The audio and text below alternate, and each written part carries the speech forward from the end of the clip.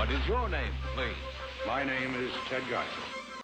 Hey there, folks. I'm Joshua Orro, the Mustang Prince, and welcome to Mustang Prince Orro Reports. Now, last time, we took a look at The Cat in the Hat with Mike Myers. But this time, I'll be blogging a decent Dr. Seuss film. Not only that, but it's also the very first time a Seuss story would go into CGI. And it stars a very brave and loyal character from the Jungle of Newell, who'd also be a main character in Seussical. Released on March 14th, 2008, the movie is Horton Hears a Who. In this story, Horton the elephant finds a speck of dust floating in the Jungle of Newell. Upon investigation of the speck, Horton discovers the tiny town of Whoville and its residents, the Whos, which he can hear but cannot see. Horton forms a friendship with the mayor of Whoville, Ned McDodd, and promises to transport Whoville to safety. However, Horton encounters oppositions from his jungle neighbors who don't want to believe in the existence of Whoville. So, my thoughts? I really loved it, and it brought back fond memories of the original book and Seussical itself. But in order to come to more information on why I love this film, let's move on to Mustang notes. In March 2005, as Blue Sky Studios was completing Robots, the studio started courting Dr. Seuss's widow, Audrey Geisel, on getting the adaptation rights for Horton Hears a Who. The art director for Robots, Steve Martino, along with story consultant and additional scene director Jimmy Hayward, created a model of protagonist Horton and some animation tests to showcase their design ideas to Geisel, who eventually agreed on a 7-figure deal for both the book and its predecessor, Horton Hatches the Egg. Cinco Paul and Ken Dario were then hired to write the script, to be directed by Hayward and Martino with a set release date of 2008. Audrey Geisel was credited as a supervising producer and watched production up close, and also gave the directors full access to her late husband's archives, and thus they investigated on his original sketches, 3D sculptures, work done for the 5,000 Fingers of Dr. T, and even memos Dr. Seuss traded with Chuck Jones during the production of the Grinch TV special. For references in doing the character animation, along with footage of the voice actors performing their lines, the Blue Sky animators recorded themselves performing the script in an acting room to see what their body language could translate well into the film. Now, in my opinion, the animation for this film looks spot on. The whole Jungle of Newell and Whoville looks almost like in the book. Even the characters are really marvelous as well. One of my favorite scenes is when the CGI turns into a Japanese manga, and in my eyes, it's really hardcore. I also love the part where Horton and the gang sing "Can't Fight This Feeling Anymore" at the end. But there's one scene in the movie that kind of creeps me out, and that's the dentist scene where the mayor accidentally gets numbed in the arm while Horton is trying to cross a rope bridge over a huge chasm. Anyway, now we got Mustang notes out of the way, let's move on to the cast and the characters. Our hero, Horton the elephant, is voiced by my all-time favorite comedian, Jim Carrey, who did play another Dr. Seuss character, the Grinch. Now, I love Horton. He's outgoing, big-hearted, loving, sweet, and very thoughtful. What's interesting about Horton is that he has no tusks. He lives by himself and possesses acute hearing abilities. Fun fact, to make Horton different from the mammoths Blue Sky worked with in the Ice Age films, the elephant would at times walk on 2 legs, in a way that it looked like a fat man in an elephant suit, While the design had a major difference from the original book, with a bigger mouth to allow for wider facial expressions like those of Jim Carrey, as the directors noticed, Horton's design in the book varied according to his emotion. The 3D wireframe tried to allow for the same effects. Next we have Mayor Ned McDodd, the mayor of Whoville, voiced by Steve Carell. Known for being in films like Over the Hedge and Despicable Me. He has 96 daughters and one son named Jojo and a wife named Sally. While he's running the town and taking care of Whoville, he's having trouble with being taken seriously, especially from the mean-spirited city council who never seems to listen to him and always calls him an idiot so many times. Next up is our main villain, the Sour Kangaroo, voiced by Carol Burnett,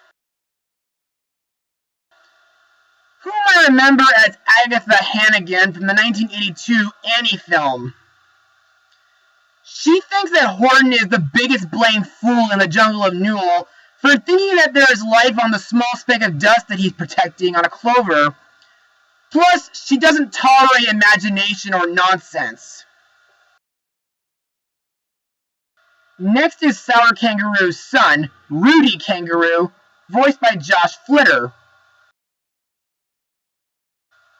whom I remember from the 2007 Nancy Drew movie, but I'll get to that in August.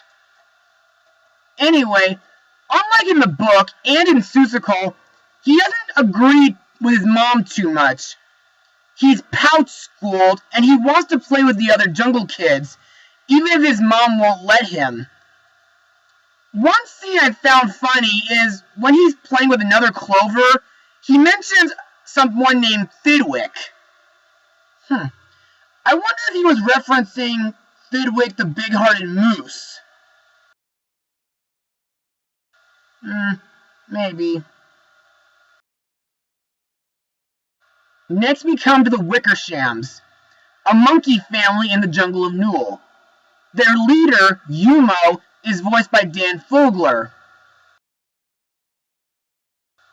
In my eyes, these guys are sillier than they are in the book and in the TV special. Even though they don't steal Horton's clover in this movie, I find it kind of funny that they use bananas as binoculars. They bite one of their tails to make one of them cry out for an alarm. They even use their armpits to shoot bananas from their peels. Next up is a black-bottom eagle named Vlad Vladikov, voiced by Will Arnett. Known for being in The Nut Job, he's been hired by the Sour Kangaroo to steal Horton's clover. In my eyes, this guy is really scary. Even the way he looks is odd. Yellow eyes, sharp talons, and teeth. But on the other hand, I like his Russian accent. Next is the mayor's wife, Sally O'Malley, voiced by Amy Poehler, best known as Joy from Pixar's Inside Out. She's how most wives are, supportive but concerned, especially during the times when the mayor seems to be under pressure or when he seems to behave strangely, or when he contacts Horton behind her back. Horton's best friend Morton the Mouse is voiced by Seth Rogen, best known for voicing Bob in Monsters vs. Aliens, and who will be in charge of writing Sausage Party this summer.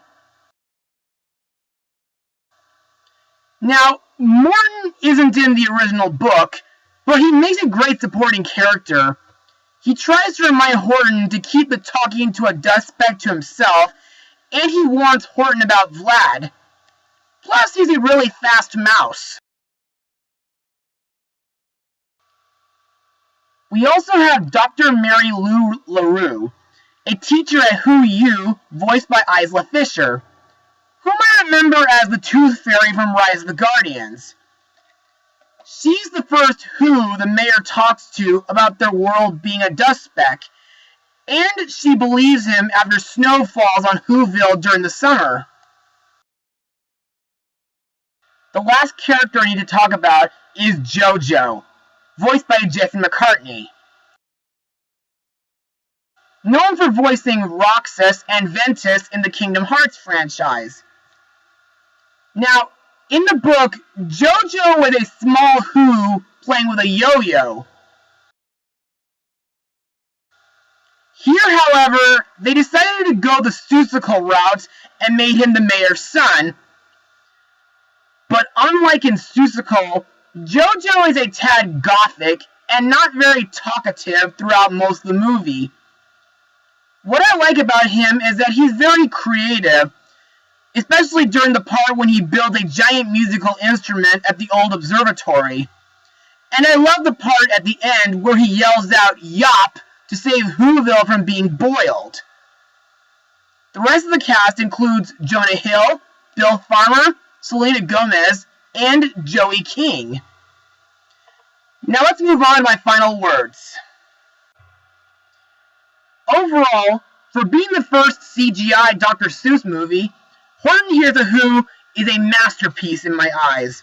The animation's outstanding, the characters are wonderful and zany, and the voice actors from Jim Carrey, Steve Carell, and Jesse McCartney do great voicing their characters.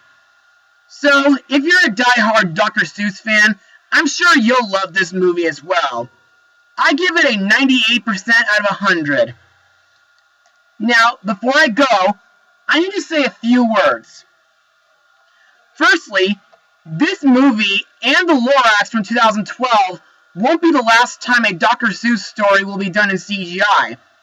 Because, on Christmas 2018, 2 years from now, a new Grinch movie will be made, with Benedict Cumberbatch voicing the lead. Secondly, if you'd like to see Seussical being performed at Musical Theater Village, then by all means, go to this link below for information on tickets, but you've only got until July 17th to see it. Well, that's it for today, everybody.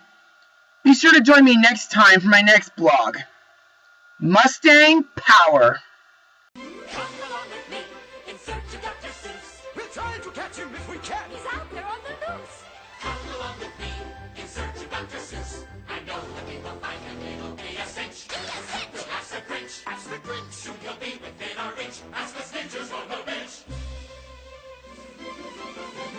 Oh, the places you'll go, there is fun to be done. There are games to be won. I said, oh, the places you'll go. You're off